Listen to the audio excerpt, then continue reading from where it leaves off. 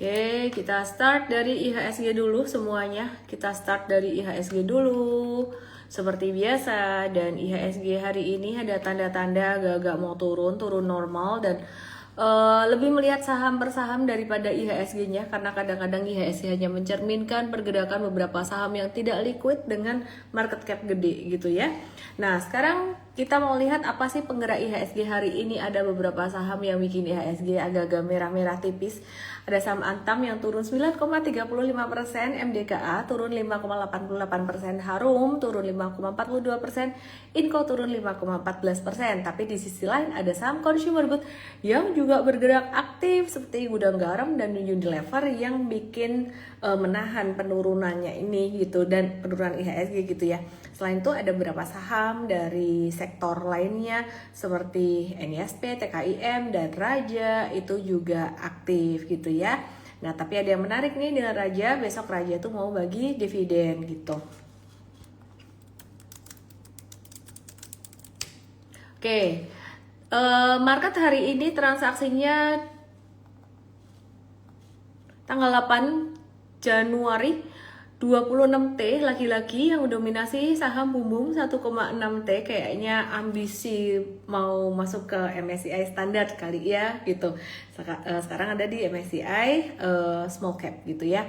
Nah, kemudian ada Antam dan juga ada ADRO atau Alamtri. Antam di 1,2T dan ADRO 1,1T. Di pasar negosiasi ada AMMN 1T, BCA 645M dan CBDK 171M. Tapi hari ini asing itu net buy ya. Jadi asing net buy sekitaran 543 miliar, dan saham yang di net buy asing itu BRI 188M gitu. Terus Raja 138M, bukan Bumbum, bukan Antam. Terus Petro 124M, ASII 124M. Nah, Bumbum nih baru masuk ke urutan kelima ya, net buy-nya 99M. Oke. Nah, terus ada update makro yang penting banget, nanti perlu teman-teman perhatiin ya. Nah, aku mau bandingin sama transaksi kemarin sih sebenarnya gitu. Nah, jadi kemarin asing itu juga net buy 229M ya. Kemarin asing atau aseng nih ya, net buy 229M, dan kemarin itu yang di net buy asing ada Antam, BRI, Inco, ASI, dan TINS. Jadi dalam 2 hari berturut-turut BRI dan ASI ini masuk top 5 net buy gitu. Nah, terus yang menarik kemarin transaksi terbesar itu juga masih ada pada saham Bumbum. Beberapa hari transaksi terbesarnya di saham Bumbum 2,8T. Kemarin total transaksi baik di pasar reguler maupun negosiasi jauh lebih gede daripada hari ini 36,8T. Hari ini marketnya judulnya tuh istirahat atau slow down gitu. Nah, aku mau tahu nih teman-teman di sini pada nanya saham apa aja. Wahyu nanyanya banyak banget nih. Surprisingly aku ngelihat kalian nggak nanya saham metals ya, nikel ya. Ada beberapa yang nanya Antam, ANTM, seperti ada Agusda di sini dan Dwinda Satria nih nanya saham Antam ya. Gak ada yang nanya nikel loh. Kupikir ada yang nyangkut-nyangkut di nikel gitu karena masuknya ketinggian. Nanti aku akan bahas ya saham-saham nikel banyak yang turun, dan hari ini banyak saham yang turun. Kabarnya gimana? Turun normal atau enggak? Nah, teman-teman kalau ikut M-Trade Academy kalian nggak perlu stres, nggak perlu pusing. Kayak setiap hari harus nanya terus. Teman-teman bisa ikut M-Trade Start webinar 2 jam sebelum berkomitmen untuk ikut M-Trade Academy yang setahun. Teman-teman bisa meluncur ke Igoy aku di DM, nanti DM dengan ketik EMTRADE START M-Trade Start ya. Jadi acaranya 10 Januari jam 10 pagi, nanti di DM aku akan bagiin linknya, tim aku sih bagiin linknya, terus kalian bisa daftar di situ, oke ya?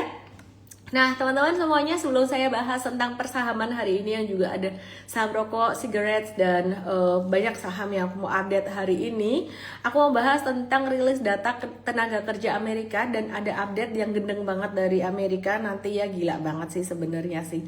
Dan juga initial jobless claim di Amerika, tapi better aku nunggu 8:30 sekalian deh. DR team tolong update saya ya untuk initial jobless claim ini jam 8:30 nanti gimana 8,9 WIB ya. Nah terus ada update yang gendeng banget dari Amerika. Tau nggak sih, Amerika ini keluar dari PBB guys, dan organisasi lainnya.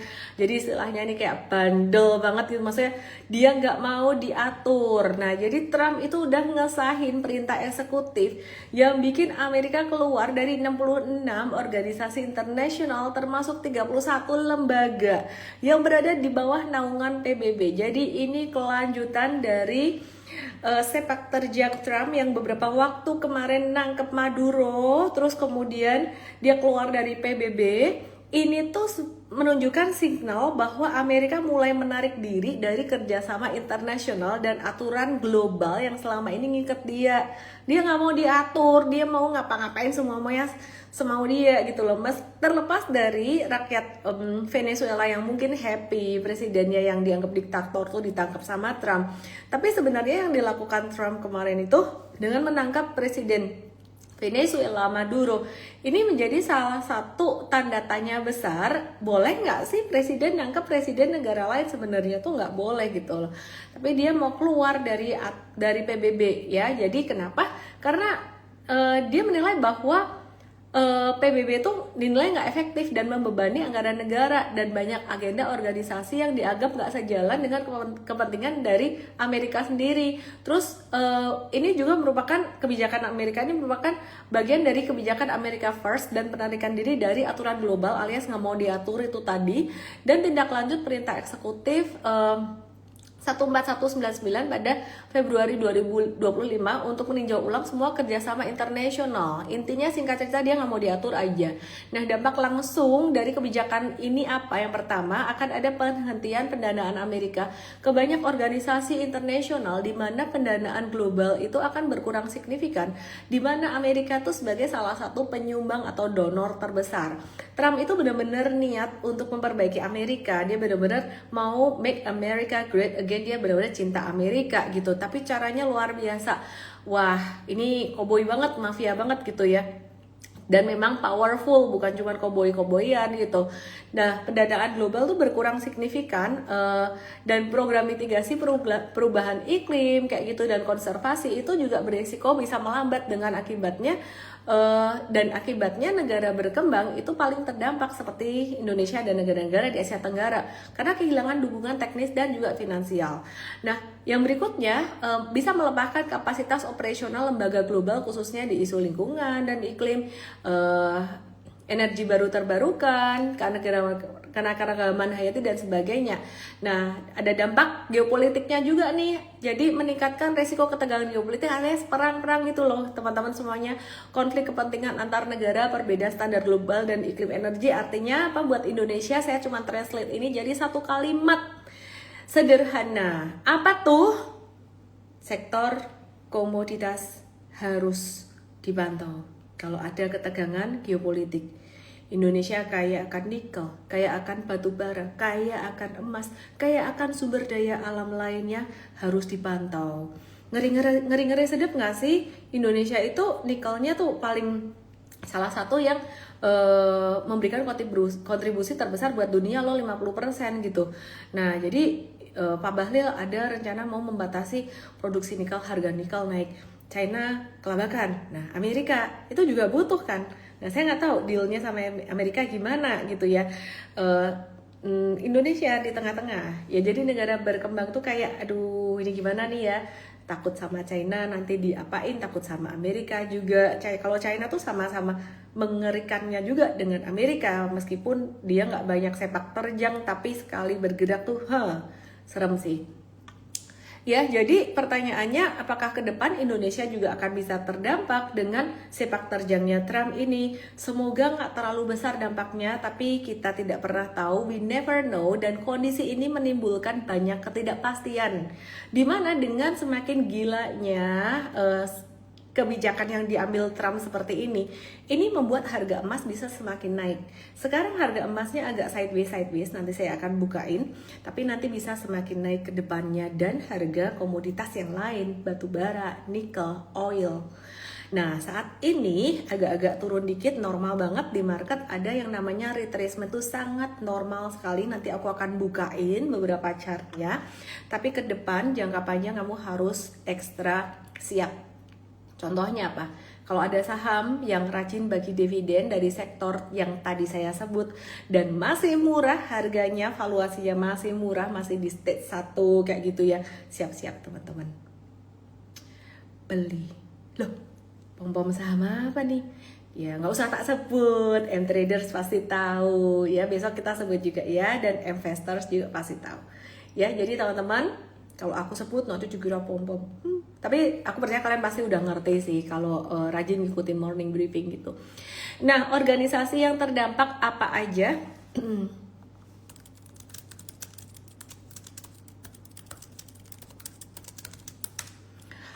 Organisasi yang terdampak ya, seperti organisasi PBB, terus kemudian organisasi non PBB itu bisa terdampak ya. Jadi macam-macam, kehutanan dan biodiversity itu juga bisa terpengaruh gitu. Nah, sementara itu kita ngelihat dari dalam negeri sekarang, cadangan devisa Indonesia gimana? Nah, cadangan devisa Indonesia saat ini sudah membaik, guys. Nah, teman-teman perhatikan di sini kenapa ini penting buat diperhatiin. Kalian bisa lihat di sini di Igoi aku @elementor_official, silahkan diperhatikan di sini. Beberapa bulan kemarin saya sempat mencermati cadangan devisa Indonesia yang turun terus, dan ini sebenarnya riskan ya. Sekarang cadangan devisa Indonesia udah naik tinggi di Desember 2025 ya. Jadi udah naik tinggi di Desember 2025 dan itu jadi sangat bagus sekali. Kenapa? Cadangan devisanya naik, yang pertama karena penerimaan pajak dan jasa, penarikan pinjaman luar negeri pemerintah, dan penerbitan suku global pemerintah gitu ya.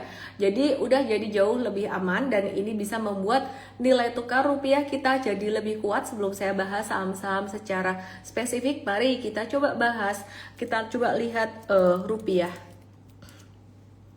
Gimana kabarnya? Mari kita bahas rupiah, gimana kabarnya teman-teman semuanya. Rupiah, teman-teman perhatikan di sini ya. Loh, cadangan devisanya menguat. Kok rupiahnya melemah lagi? USD-nya di sini jadi menguat lagi di 16.700. Waduh, berarti cadangan devisa di bulan Desember kemarin, Desember tuh kan di sini ya, di sini ya.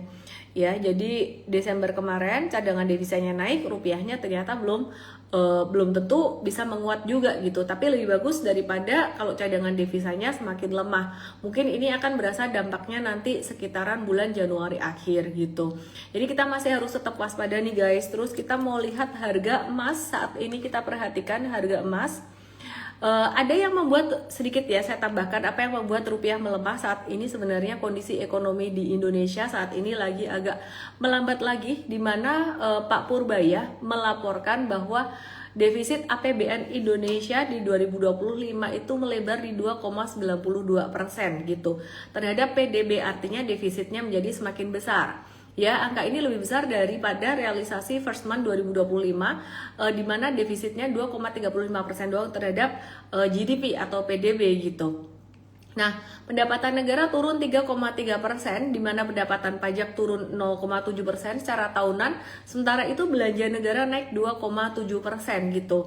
Dan kenaikan defisit ini bisa menambah ketidakpastian ekonomi dan juga resiko fiskal, dan itu juga yang membuat yang membuat rupiah kita juga agak-agak melemah salah satunya ya. Nah, jadi saat ini kita juga lagi menanti secara saham secara keseluruhan. Sebelum saya kembali membahas untuk sektor komoditi yang kembali menjadi fokus dan perhatian M-Trade di tahun 2026 ini, kita kepengen ngebahas sektor perbankan dulu ya. Jadi sektor perbankan dulu. Saat ini kita lagi menanti guidelines atau proyeksi dari perbankan, BCA, BMRI, BRI, dan yang paling saya tunggu itu guidelines-nya BCA. Karena guidelines BCA ini kalau saya perhatikan itu paling konservatif gitu ya. Jadi seringkali dia nggak over promise gitu ya. Jadi konservatif lah, bisa over deliver lebih, kurang lebih seperti itu. Yang lain 4 big banks, 3 big banks yang lain sebenarnya juga penting kita perhatikan. Cuman kalau saya perhatiin BCA ini kok very konservatif ngasih guidelines-nya. Jadi kita perlu lihat ya. Nah, jadi pertumbuhan kreditnya kira-kira gimana guidelines-nya di 2026 ini belum ada dari banknya sendiri. Tapi kalau kita perkirakan ya, jadi kita perkirakan untuk pertumbuhan kreditnya di tahun, bentar ya,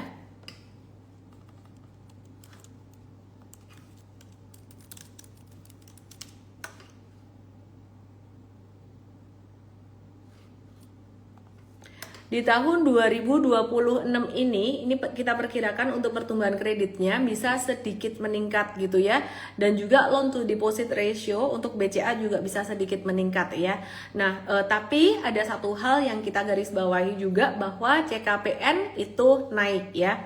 Jadi CKPN itu naik, CKPN itu adalah dia dana cadangan ya, cadangan kerugian penurunan nilai atau impairment loss provision. Artinya apa? Itu penyisian dana yang dibentuk oleh lembaga keuangan atau perbankan ya buat mengantisipasi potensi kerugian akibat penurunan nilai aset keuangan seperti kredit bermasalah. Dan kalau diperhatikan ini naik berarti view-nya dari bank tersebut untuk tahun 2026 ini sepertinya juga masih agak-agak pesimis gitu. Tapi kita tunggu aja guidance yang selengkapnya dari bank-bank ini di tahun 2026 ini.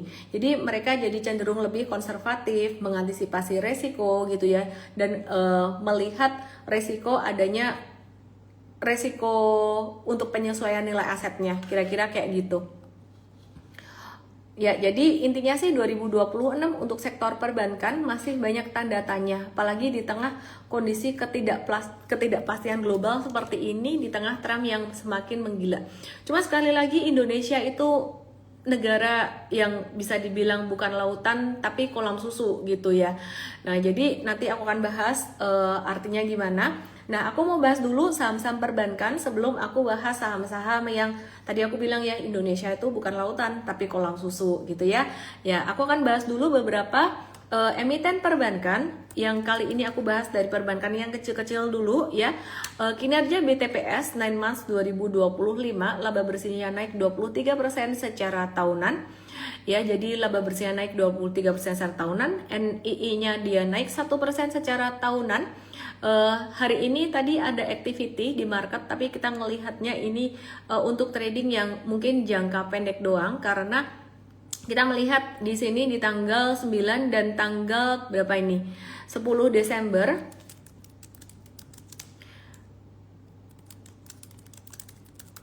Ya, jadi di 10 Desember di sini 9 dan 10 Desember ini ada buangan gede ya, 10 sampai 11 Desember ada guyuran gede banget dan sampai hari ini belum bisa menembus, dia punya resisten di 1305 yang bekas breakdownnya waktu itu gitu ya. Jadi mungkin BTPS yang hari ini aktif mungkin bisa trading jangka pendek doang, dan it's not a buy sell recommendation teman-teman semuanya. Aku bahas ini karena ada update laba bersihnya dia naik 23%.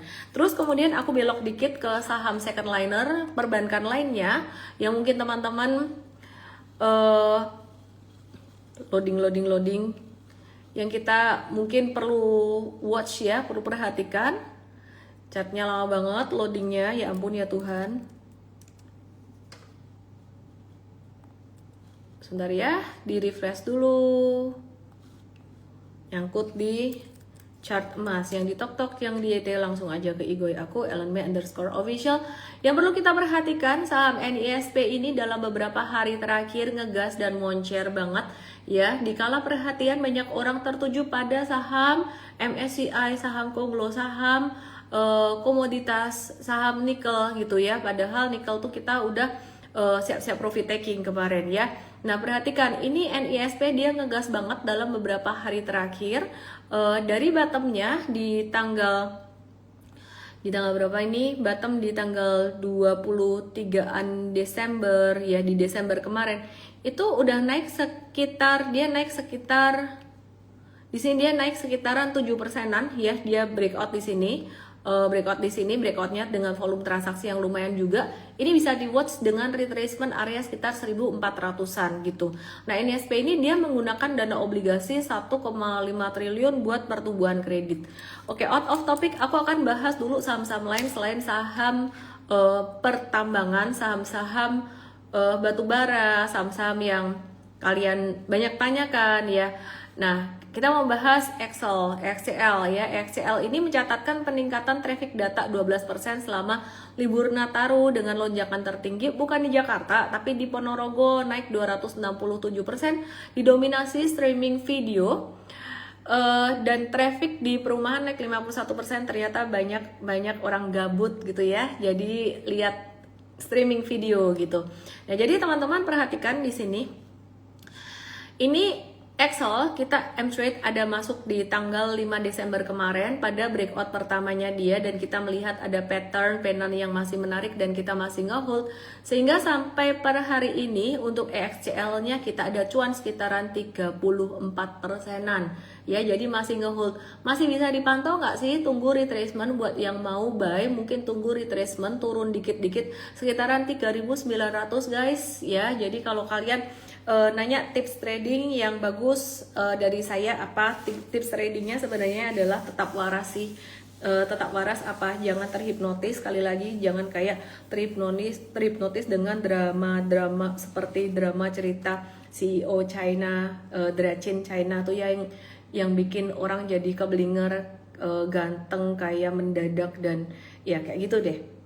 Jadi jangan keblinger dengan cerita-cerita kayak trading yang kayak mendadak seperti itu. Bisa nggak kaya dari trading? Bisa. Kalau kamu mau kaya dari trading cepat, caranya gampang, all in ya. Kalau pas lagi untung bisa cuan banyak, pas lagi rugi bisa langsung hancur. Jadi maunya trader yang untung dan umurnya panjang dong ya. Makanya jangan all in. M-Trade Academy ditonton karena banyak ilmu money management di situ. Kesimpulannya sih EXCL ini masih bakalan trending, masih bakalan bagus, tapi kalian kalau mau masuk nunggu retracementnya dulu aja. Dan kalau kalian nanya besok gimana, pertanyaan kayak gitu tuh benar-benar pertanyaan pemula banget, tapi nggak apa-apa, tetap aku jawab. Dari secara probabilitas sebenarnya ini masih besar tren naiknya ke atas ya. Jadi aku melihat tren itu bukan harian sebenarnya, bisa sampai 1 bulan ke depan ya. Jadi ya kalau kalian nanya 1 harian itu sebenarnya apa ya, terlalu minor banget sebenarnya buatku gitu. Dan kalau misalkan ternyata dia besok dia nggak naik, ini dia turun lagi selama volume transaksinya kecil, itu masih oke ya, masih menarik gitu. Oke, terus balik lagi ke Donald Trump dikit sebelum aku bahas beberapa saham di Indonesia. Jadi Donald Trump itu ada ngelarang bagi dividen dan buyback pada saham pertahanan gitu. Pada 7 Januari atau baru aja. Jadi Trump ngumumin perintah eksekutif buat ngelarang perusahaan pertahanan seperti Raytheon atau RTX buat bayar dividen dan melakukan buyback saham hingga mereka mempercepat produksi senjata sesuai anggaran dan jadwal gitu. Nah, akibatnya beberapa saham dari sektor pertahanan seperti LMT, NOC, dan juga GD itu turun gitu ya. Nah, jadi siapa bilang pemerintah tidak berpengaruh pada pergerakan harga saham? Sangat berpengaruh sekali. Dan ada kabar gendeng lagi dari Amerika, dunia kripto. Kalau tadi di US Stock aku ada update dikit, di US Stock nanti akan diupdate di US Stock punya US Stock Academy M-Trade ya gitu, untuk sentimen tadi gitu.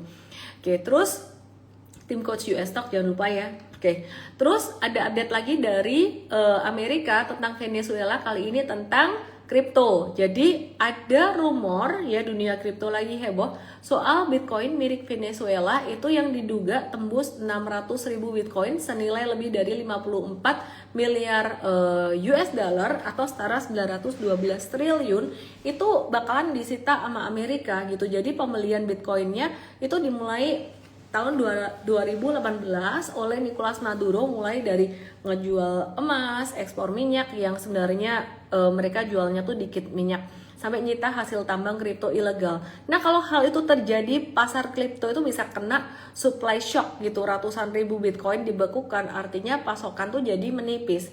Nah, masih rumor sih, tapi sekarang semua mata tertuju ke harta karun digital Venezuela, bukan cuman oil aja dan emas. Venezuela juga punya emas banyak, yang mana menjadi penentu arah kripto ke depan, dan kita masih trade berdasarkan chartnya, bukan berdasarkan berita seperti ini. Aku mau update Bitcoin sedikit sebelum aku bahas saham-saham Indonesia. Ya, jadi kalau kalian ingat Bitcoin itu aku udah caw ketika dia ya di sini. Sebentar ya, aku update chartnya di sini. Di sini kalau kalian inget live aku udah bilang kayak jangan beli kayak gitu-gitu ya. Dari sini itu udah susah tembus ke atas. Oke, sisa dikit terus mulai jual dan di Oktober di sini udah habis, dia breakdown dan terhindar dari turun banyak. Nah, tapi saat ini dia sudah mulai ketahan support. Jadi udah mulai sideways gitu ya. Bukan ketahan support sih. Dia udah mulai turunnya tuh udah mulai melambat gitu ya. Jadi dan bahkan dalam jangka pendek di sini terlihat sudah mulai terlihat low-nya di sini naik gitu ya. Jadi ada tanda-tanda udah mulai tren turunnya tuh udah mulai mereda. Apakah akan lanjut bearish atau enggak? Nah, ini jadi penentu kalau misalkan Bitcoin di Venezuela yang setara 912 triliun rupiah ini benar-benar disita sama Amerika sebanyak 600.000 cadangan Bitcoin, ini bisa naik. Nah, tapi sekali lagi kita harus confirm dari chartnya ya, jangan spekulatif. Jadi istilah kata ya tunggu breakout dulu atau pantulan dulu untuk buy gitu. Tergantung juga kalian tradingnya jangka pendek atau jangka menengah. Kalau jangka menengah kalian pakai chart daily bisa, kalau jangka pendek yang intraday mesti buka intraday chart gitu ya. Terus hati-hati, harus ngerti ilmu trading di Mtrade Academy banget. Oke. Buat kalian yang sudah tidak sabar dengan saham Indonesia, mari saya akan bahas untuk saham-saham Indonesia. Sudah di like belum pertanyaan temenmu yang mana yang sekiranya sahamnya kamu punya? Ini Wahyu Yakin, dia nanya CDI, ADI, ADMR, ADRO, ITMG, dan PTBA. Sahabusta nanya BRPT, Antam, MDKA, Big Banks ya. Aku akan bahas dari yang aku pengen bahas dulu. Kayak gitu banget sih. Dan tadi bilangnya mau bahas yang di question, ujung-ujungnya bahas yang dipengen bahas dulu. Ya kan, live buat aku adalah masa bersenang-senang buatku ya. Jadi suka-suka aku mau bahas apa, hahaha. Tapi masih nyambung kok dengan kebutuhan kamu, dengan pertanyaan kamu. Oke deh, mari kita bahas saham Antam. Loh, Antam katanya kemarin breakout loh, kok sekarang turun lagi? Ngikutin nggak live beberapa hari terakhir? Ada dua resistance di sini di area 3660 dan 3920 yang menjadi resistance sakral. Sebenarnya resistance sakralnya itu, bentar ya, aku update dulu biar kelihatan grafiknya. Teman-teman yang di TokTok, yang di YT, yuk meluncur ke IG aku @ellenmei_official supaya kalian bisa melihat gambarnya dengan lebih jelas lagi. Supaya bisa lihat gambarnya lebih jelas lagi yuk. Nah, perhatikan teman-teman aku yang ada di TokTok, di YT, langsung aja meluncur ke IG aku @ellenmei_official. Nah, sebenarnya sideways-nya Antam ini antara dua garis merah ini di 2790 atau 2800 sampai dengan 3660. Kemarin Antam breakout guys, volumenya kenceng banget guys, tapi ketahan, ada satu resisten kecil di atasnya 3920 dan sebenarnya ini masih sangat wajar sekali. Jadi area 3920 ini merupakan resisten yang merupakan extension atau sedikit perpanjangan dari resisten yang ada di 3660. Artinya ini masih satu set sebenarnya. Area 3660 sampai 3920 ini adalah area yang rawan kena resistance atau tertahan sesaat. Nah, jadi teman-teman, maka dari itu kemarin kita bilang jangan kejar di atas, di mana Mtrade udah punya barang dari 14 November itu benar-benar di bottom di bawah di sini. Dan kalau teman-teman perhatikan ini naik sekitaran sampai per hari ini masih cuan sekitaran 15% meskipun turun. Kemarin sempat cuan 26%. Nah, ini kalau teman-teman nggak belajar di Mtrade Academy atau teman-teman nggak belajar di Mtrade Start sebagai awalnya nanti tanggal 10 Januari jam 10 pagi, kalian kalau nggak daftar di situ, itu teman-teman kalian akan jadi galau guys. Bagaimana caranya bisa hold saham sampai cuan 50, 60, 70%, bahkan bisa 100 sampai 200%. Caranya adalah kita bisa membedakan turunnya ini masih normal atau enggak, masih oke atau enggak ilmunya. Kalau kalian baru mau memulai, langsung aja daftar webinar M-Trade Start dengan DM saya, ketik EMTRADESTART tanggal 10 Januari nanti, acaranya jam 10 pagi, pasang di kalendermu. Nanti akan dikasih linknya sama tim aku. Acaranya gratis nggak sih? Acaranya gratis 2 jam, tapi kuotanya terbatas ya. Kadang-kadang sampai zoomnya bisa nggak muat gitu ya. Nah, jadi teman-teman ditonton ya acara Sabtu nanti. Isinya apa sih? Itu baru webinar M-Trade Start-nya baru, banyak ngebahas mindset sebenarnya. Jadi kalau di live aku banyak ngebahas tentang market day to day, nanti banyak ngebahas mindset, banyak vaksin mindsetnya. Terus kemudian kita akan ngebahas metodenya dan kita akan kasih contoh-contoh, dan aku janji mudah dipahami untuk teman-teman pemula gitu ya. Jadi dasar metode super trader itu mindset, prinsipnya tuh kayak gimana gitu ya, mengenalkan tuh buat teman-teman. Kesimpulannya, yang punya Antam bagaimana? Yang punya Antam, jika teman-teman punyanya di bawah harga 3140 atau di 3030 kayak M-Trade di sekitar area itu, kalau kalian masih mau ngehold, masih oke lah. Dia bisa retrace atau dia bisa turun sampai ke berapa? Antam dia bisa turun kemungkinan sampai level 3260 atau 3300-an. Pertanyaannya, lo kok nggak dijual dulu sih? Kan ini cuan, M-Trade udah jualan saya. Jadi M-Trade itu ada dua strategi, jangka pendek dan jangka menengah. Untuk Antamnya sudah kita jual untuk jangka pendeknya, udah review sell untuk jangka pendeknya. Nih loading, aku mau kasih lihat sih, tapi dia loading ya. Jadi internetnya kalah cepat dengan ngomongnya saya nih. Wih, gemes aku. Gemas. Ya udah, nanti saya kasih lihat lagi ya. Jadi intinya M-Trade kita udah profit taking buat jangka pendeknya, dan kita masih hold buat jangka menengah. Ada dua macam metode atau strategi yang kita pakai.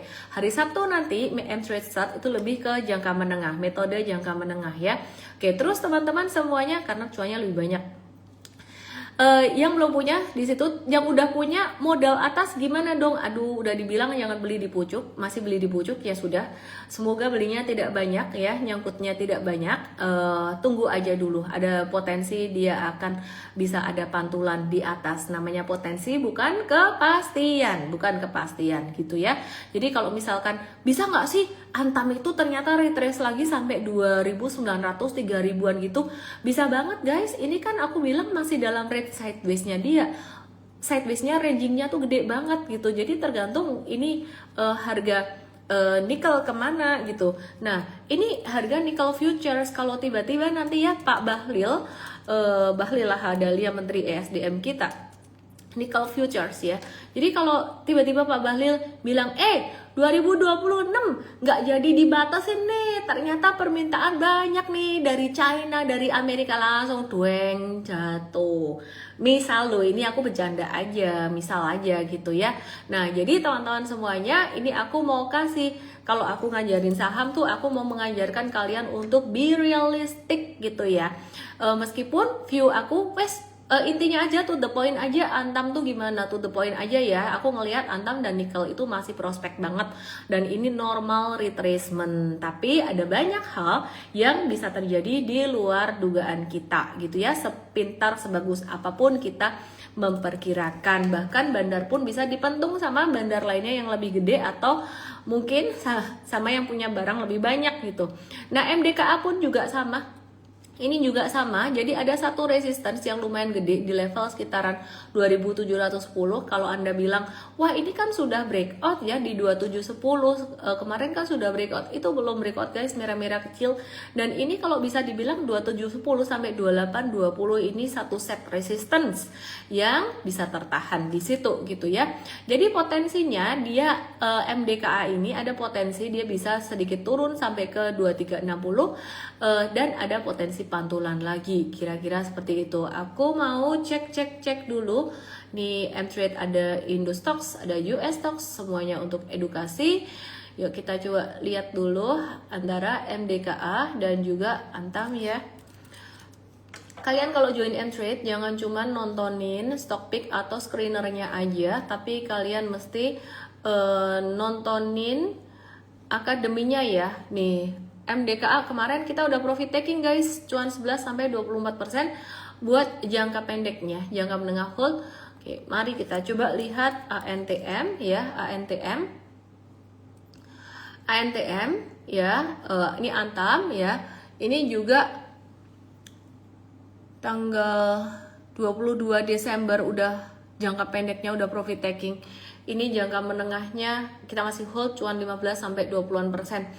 Seperti yang saya bilang tadi. Terus kemudian kita ke Harum ya. Jadi saham-saham ini turun, harga nikel juga turun normal, nggak mungkin dia naik terus dan malah bagus ada retracement. Harum bisa turun sampai ke level 1080 aku nggak tahu pada ngejar di atas nggak sih pas dia naik itu. Jadi 1080 di area support di sini dia bisa turun sampai ke area itu dan itu masih sangat normal sekali guys gitu. Kita coba ngintip di M-Trade kemarin. Harumnya gimana? Jangka menengah kita masih hold cuan 9 sampai 14% masih cuan dan jangka pendeknya kita udah jual untuk Harumnya ya. Kita langsung lanjut lagi buat saham Inco yang hari ini turun 5,14%. Jadi kalau kalian ngikutin day to day sebenarnya ini update-nya udah detail banget. Inco tuh kita sempat ada di bawah di sini dan kita udah profit taking juga buat jangka pendeknya buat Inco. Ya, kita udah profit taking buat jangka pendeknya buat Inco dan jangka menengahnya kita Inco tuh ada hold sampai hari ini masih cuan 49 sampai 57%. Banyakan cuan jangka pendek atau menengah, banyakan cuan jangka menengah guys pastinya karena time frame lebih gede. Maka dari itu kita nggak mau scalping karena kalau scalping tuh kecil banget dan yang di scalping tuh di Indo biasanya saham-saham gorengan yang gampang banget dimanipulasi harganya oleh mungkin sekelompok orang yang punya duit berapa miliar aja itu gampang banget mau ngedam bisa, mau narik bisa kayak gitu. Makanya aku nggak suka. Oke, terus kemudian aku mau watch untuk saham rokok yang kemarin aku ada sempat update juga, tapi it's your call kamu mau beli atau enggak. Nah, gudang garam yang sejak kita review buy pada tanggal 30 Desember kemarin, jujur kita nggak expect ini guys gitu, karena kita expectnya dia bakalan sideways dulu. Nah, tapi ternyata dia sidewaysnya bener sideways sih, tapi cuma 2 hari dan 3 hari belakangan ini dia ngegas dengan volume transaksi yang besar, bahkan sampai hari ini pun dia juga volume transaksinya masih gede. Kita melihat masih ada potensi sideways, tapi sidewaysnya udah nggak sedalam kemarin turunnya. Bisa jadi sidewaysnya kali ini hanya tertahan sampai 14.225 aja dan bukan sampai 13 ribuan. Nah, sidewaysnya di sini teman-teman ini bentuknya bakalan kira-kira kayak gini. Ya, wah cakep dong. Ya, disclaimer ya, sekali lagi tidak ada kepastian di market yang bilang pasti-pasti kayak gitu tuh. Terus apa ya, aduh aku jadi ngomongin ya intinya nggak ada kepastian lah gitu aja ya. Kamu mesti pintar sendiri gitu ya. Jadi kalau sampai ada yang udah intinya gak usah mikirin kepastian gitu aja ya. Oke, lanjut. Kita belajar aja. Menahan diri. Mari kita lihat HMSP. Loading. GGRM, HMSP. Masih sentimennya dari cukai rokok yang nggak naik di 2026. Masih bisa berubah nggak sih? Nggak tahu ya. Masih bisa kali ya kalau pemerintah penerimaan pajaknya turun ya. Saya nggak tahu juga ya. Hopefully nggak ya. Nah, jadi ini HMSP juga kemarin udah naik 30 Desember kita juga ngicip beli dan ini chartnya kira-kira bentuknya kayak gini dan gak harus punya sih saham rokok sih ya kalau misalkan kamu mau beli mau enggak ya terserah aja gitu. Telat nggak sih tunggu retracement deh kalau mau beli HMSP GGRM ini. Nah, ada yang menarik nih dari satu saham yang kita watch di M-Trade internally, kita watch selama beberapa waktu ya, dan hari ini tadi aktif meskipun aktifnya nggak jadi candle hijau, aktifnya jadi candle ngekor kayak gini. Kita lagi nge-watch saham ini nih guys ya, kita kasih tahu ya satu watchlist kita gitu ya. Nah, jadi ini sebenarnya juga masih 50-50 tapi kita melihat dengan didahului uptrend di sini ini bentuknya jadi bullish rectangle. Cuman kita masih memperhatikan juga kalau sampai terjadi breakdown tetap harus ada stop loss atau pembatasan risiko guys gitu. Tapi patternnya menarik HMSP ini pas naik volume gede sideways-nya dia nggak terlalu besar. Nah, oke, terus kita mau bahas saham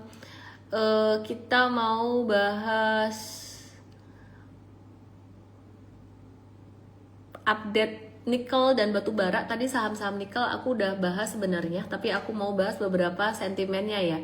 Jadi Pak Bahlil tuh bilang pemerintah masih menghitung kuota produksi biji nikel pada 2026, dimana sebelumnya kan beliau bilang mau memangkas ya gitu.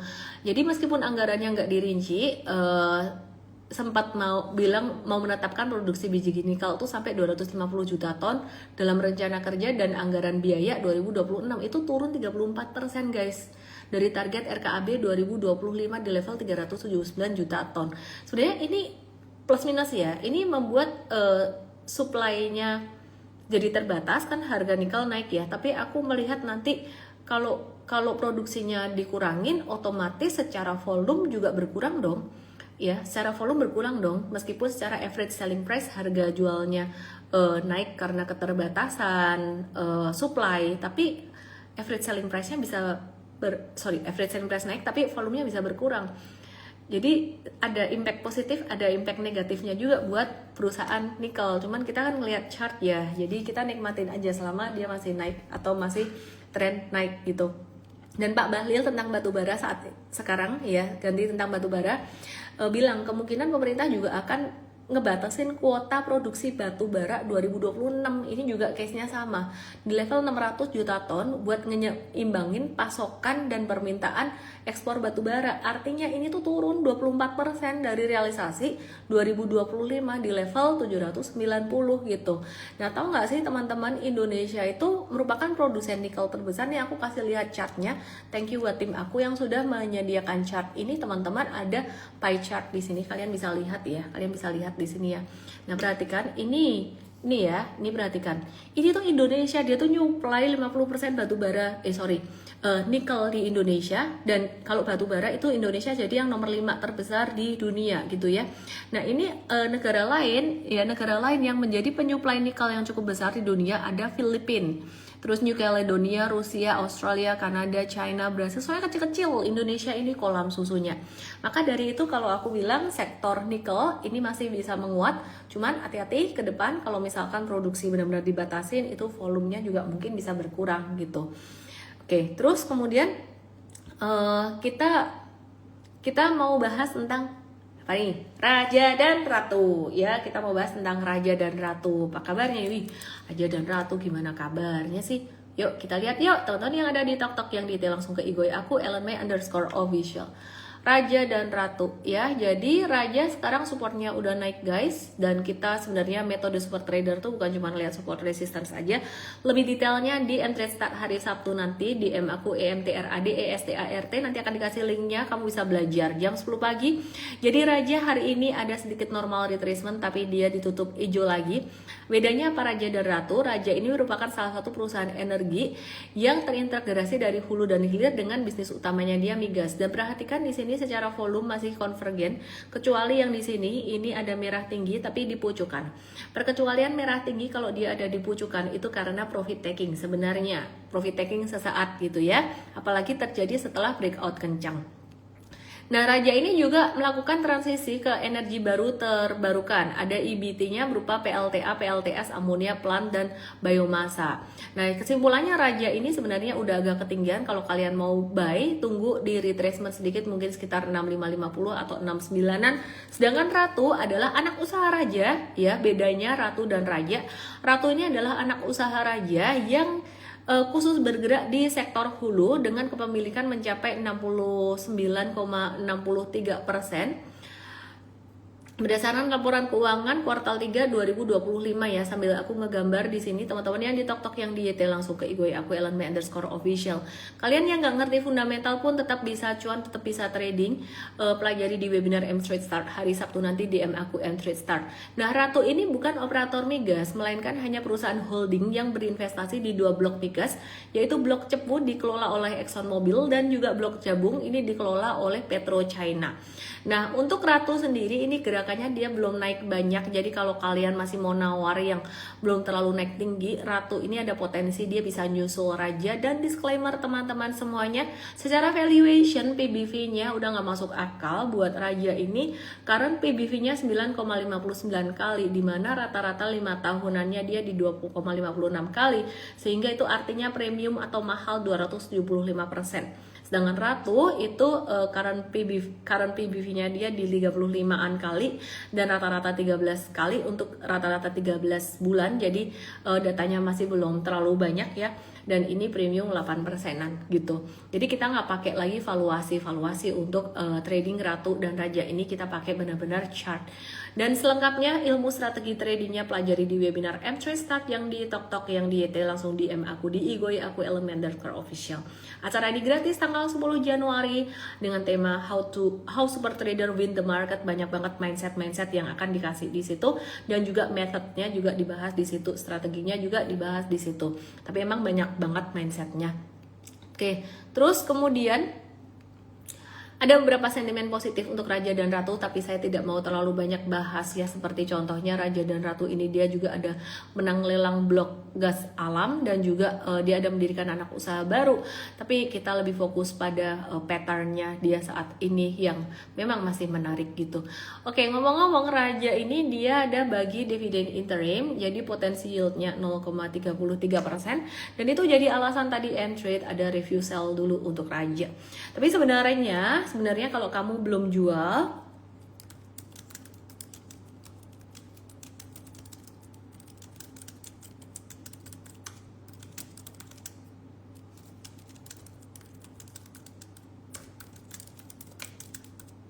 bentar ya, tiba-tiba keingat sesuatu.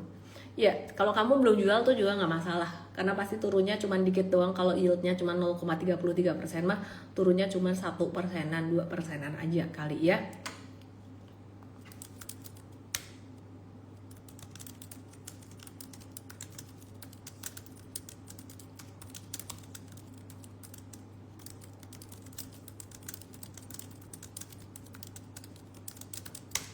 Oke, terus kemudian saham Konglo yuk, Bumi dan Petro diprediksi masuk MSCI di bulan Februari 2026. Ya, jadi MSCI berencana ngubah metode perhitungan free float saham. Kalian pasti udah tahu. Jadi sentimen penting bagi emiten yang membidik indeks global ya sebenarnya ya. Nah, keputusan MSCI ini menggunakan monthly holding composition report atau MHCR-nya dari KSEI, dan data KSEI mencakup juga pemegang saham di bawah 5% yang memberikan gambaran lebih detail tentang struktur kepemilikan publik. Nah, kalau disetujui, perubahannya akan berlaku pada saat review indeks Mei 2026. Dampaknya apa? Ini yang ditakutkan banyak investor, banyak trader sebenarnya. Dampaknya ke emiten, free floatnya jadi faktor krusial untuk masuk indeks MSCI, dan sejumlah emiten mulai menata ulang struktur kepemilikannya supaya bisa masuk MSCI. Tujuannya bisa memperbesar free float dan meningkatkan kualitasnya. Nah, jadi kandidat MSCI Februari 2026 yang ter-MSCI banget nih, teman-teman yang sampai ngikutin mempelajari syarat perusahaan masuk MSCI itu apa sih? Saya rasa itu agak repot ya. Jadi lebih mudahnya teman-teman ini ada dibahas juga di webinar M3 Start Sabtu nanti. Oke ya. Jadi kandidat potensial MSCI 2026, mari kita lihat chartnya sekalian.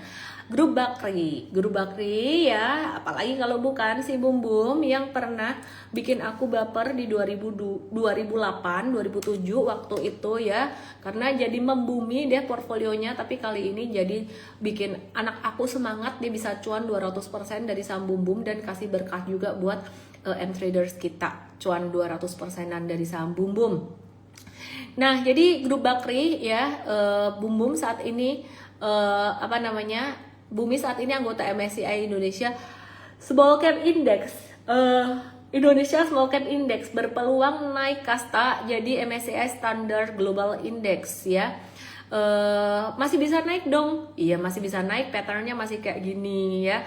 Ya, kamu kalau mau ngicip-ngicip ini pas lagi ada di retracement.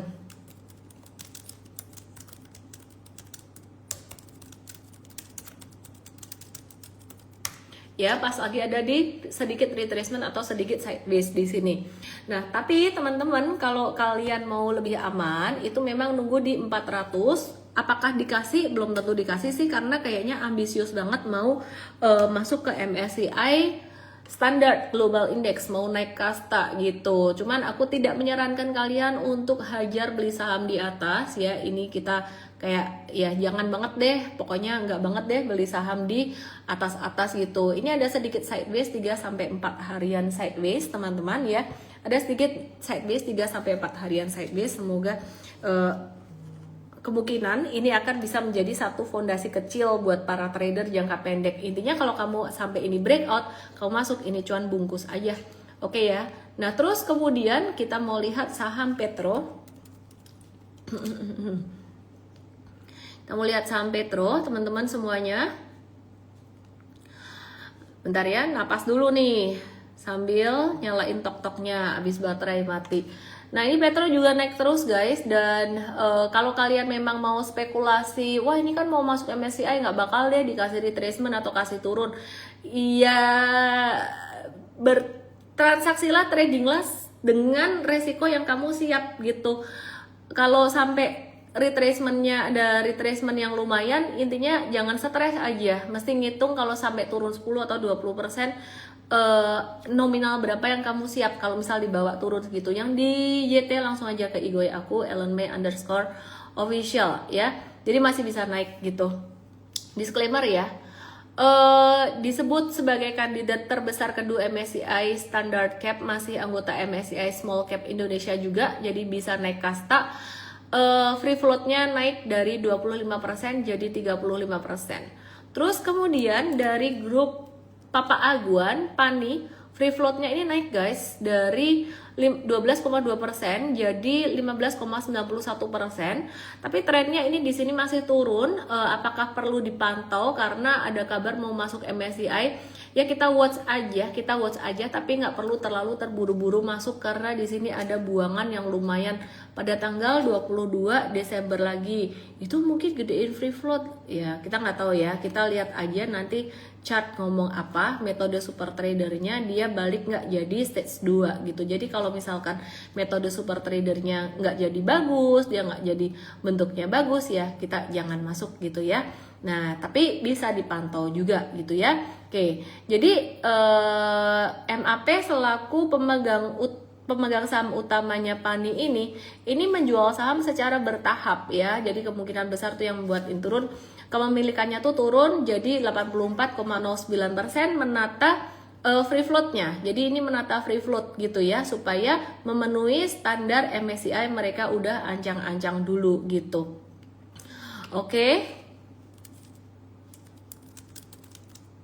Bentar ya, aku nyalain lagi yang di tok-tok. Jadi ini bisa kalian buat lainnya. Terus kemudian saham lainnya, disclaimer teman-teman semuanya. Ada saham film yang kabarnya berpotensi sudah memenuhi batas minimum untuk masuk indeks MSCI standar. Peluang masuk indeks bisa ketunda sih kalau ada suspensi perdagangan, dan ini menjadi perhatian MSCI gitu ya.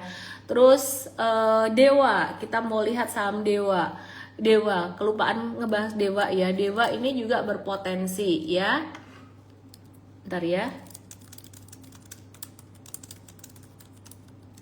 Oke, Dewa berpotensi, dan teman-teman semuanya sama sebenarnya ini agak ketinggian. Sebaiknya nunggu retracement dulu aja kalau kamu benar-benar penasaran banget dan mau masuk di angka sekarang ini nggak ideal. Tapi kalau kamu benar-benar penasaran, masuk dengan nominal yang dimana mindsetnya kamu siap keseret turun 20% sampai 30% loh. Kenapa angka itu? Itu angka rata-rata retracement saham-saham di Indonesia tahun 2025 kemarin. Medco ada proyeksi positif, aku ke Medco sedikit, ada proyeksi positif kuartal 3 2025 ya. Pendapatannya itu 619 juta, pendapatannya naik 7%-an ya. Jadi naik 7%-an. Teman-teman yang di tok-tok yang di YT langsung ke IG aku @ellenmay_official. Laba bersih Medco itu naik meningkat pesat 147% dibandingkan dengan kuartal sebelumnya, meskipun turun 31% dibandingkan tahun lalu gitu. Jadi tahunan turun, tapi secara kuartalan dia naik. Jadi jangka pendeknya dia naik. Nah, kinerja positifnya didorong oleh akuisisi 20% di koridor PSC gitu. Nah, jadi teman-teman, ini sebenarnya ini turun dengan volume transaksi yang normal. Ini super trader harusnya nggak takut. Nah, kalau untuk trader jangka pendeknya, M-Trade malah sudah profit taking. Kita coba lihat Medco, M-Trade jangka pendek profit takingnya kapan? Seingat saya, Medco ini M-Trade profit taking jangka pendeknya pas abis Trump nangkep Maduro, yaitu pada tanggal 5 Januari kemarin di sini nih. Pas market buka hari Senin kemarin, ya pas di level tertinggi di sini. Jadi malah kita nggak masuk tuh, malah kita exit tuh, kita sell jangka pendek. Lo jangka menengah, kenapa nggak dijual? Namanya juga jangka menengah. Kita kalau mau cuan lebih banyak harus siap dengan retracement kecil seperti ini. Lo kok retracementnya kecil sih? Itu bukannya retracementnya gede. Kalau dari puncak 13% masih kecil dengan volume transaksi kecil seperti ini.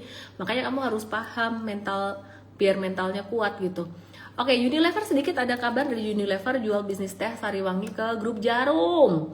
Ya, ngelepas Sariwangi ke grup Jarum gitu. Saya 1,5 triliun ya, dealnya 6 Januari ini. Oke, terus aku mau cek saham batubara karena tadi kan ada pembatasan kuota batubara 2025, tapi aku melihat justru saham batubara salah satunya PTBA ini justru malah mulai bangun dari tidur guys.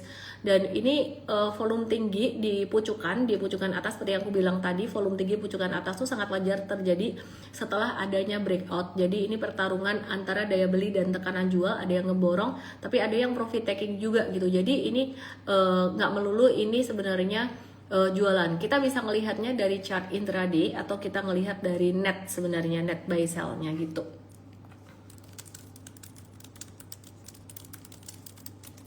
Oke. Jadi kita bisa melihat dari sini ya. Jadi kita lihat volumenya. Besok deh kita bahas lagi ya. Aku pengen ngebahas saham yang lain biar lebih afdol. Yang di TokTok yang dia boleh ke Igoyaku Ellen_for official. Ini ada nikelnya juga, jadi wajar banget kalau dia ada retracement hari ini guys. Dan ini udah mencapai level ketinggian dimana kita kemarin bilang udah rawan banget, udah waspada banget. Jadi kita udah siap-siap untuk profit taking gitu ya. M-Trade kemarin ada masuk lagi tapi untuk jangka pendek doang sih. Jangka menengahnya kita udah dapat dari bawah. Karena kemarin ada breakout lagi sedikit dan hari ini ketahan sedikit di sini ya. Oke, jadi intinya sih sebenarnya hari ini market turun normal-normal aja, terlepas dari ada sentimen yang gila banget dari Trump ya. Wahyu yakin CDI, pertanyaanmu di like banyak teman-teman. Oke, CDI, AAD, ADMR, ADRO. Kemarin PTBA net sell 25 miliar. CDIA wait and see dulu deh.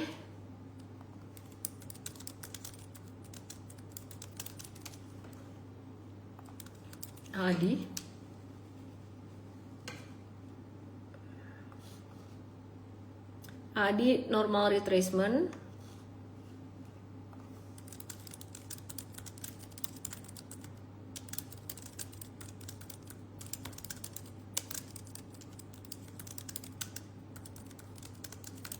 Oke ya, jadi normal retracement di sini.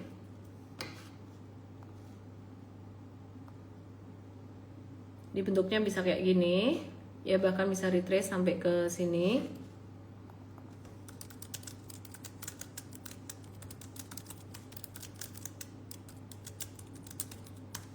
Oke, terus kemudian bisa retrace di sini. Terus tadi ada yang nanya ADRO, ADMR.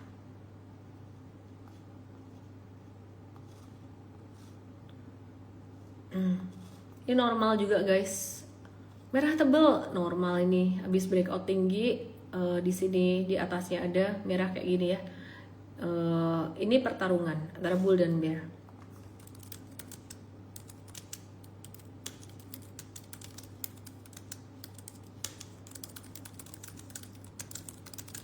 Oke, terus kemudian ini normal aja. Aku sambil ngecekin sesuatu soalnya guys, sorry ya, dia agak-agak slow sedikit gasnya.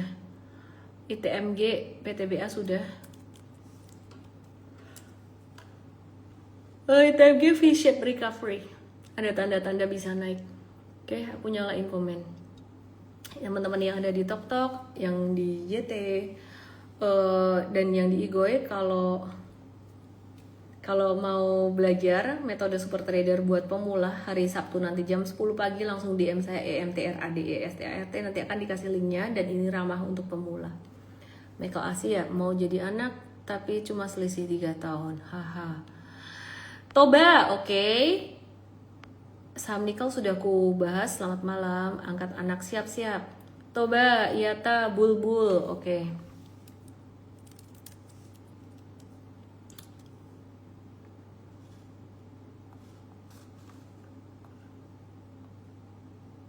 Normal retracement. Masih normal. Yata. Uptrend sih. High risk lumayan tradingnya, tunggu di 148 kalau mau trading.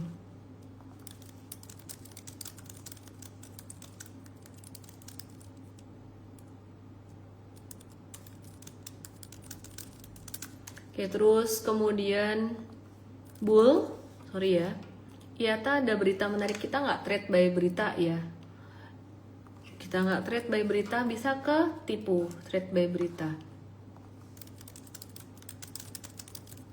Oke, bull, Buana, lintas lautan, TBK, very strong uptrend, tapi lagi-lagi jangan beli di pucuk ya. Ini saya kasih sedikit area retracement di 428, seandainya ada retrace di sini lebih aman. Banking kon naik, nunggu kepercayaan investor asing balik ke Indonesia. Banking itu cerminan dari kondisi makro Indonesia. Big banks. Oke, thank you banget yang udah follow aku, dan aku udah jawab banyak pertanyaan di sini. Teman-teman yang ada di M-Trade, besok lanjut di morning briefing M-Trade ya. Dan yang baru mau belajar, bergabung di webinar M-Trade Start untuk belajar start dari nol, mulai super trader jadi super trader dari nol.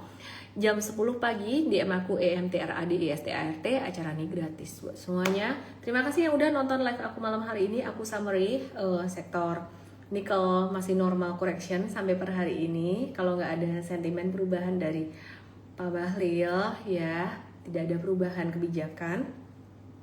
Jadi kalau kamu nggak beli di pucuk, harusnya kamu nggak perlu worry. Dividen M-Trade kapan Cici? Ayah, udah dikasih cuan-cuan banyak. Oke, Charles Atma, dadah, Mama Ellen. Anaknya banyak ya. Effendi Licuan, thank you sama-sama. Thank you yang di TokTok Lucky, thank you yang di YT semuanya. Medco sudah aku bahas tadi. Maha dong, Bumi, Doit, SSIA. Oke, penasaran juga nih.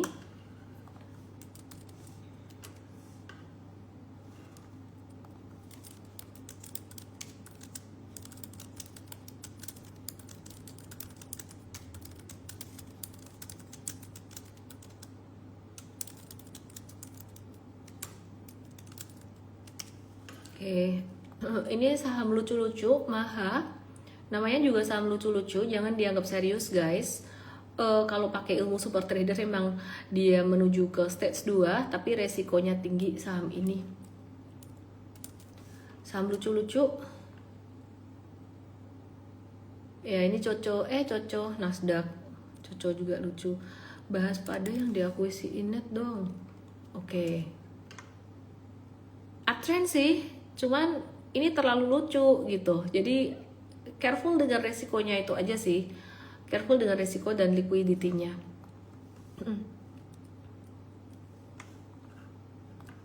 Kalian suka saham lucu-lucu ya?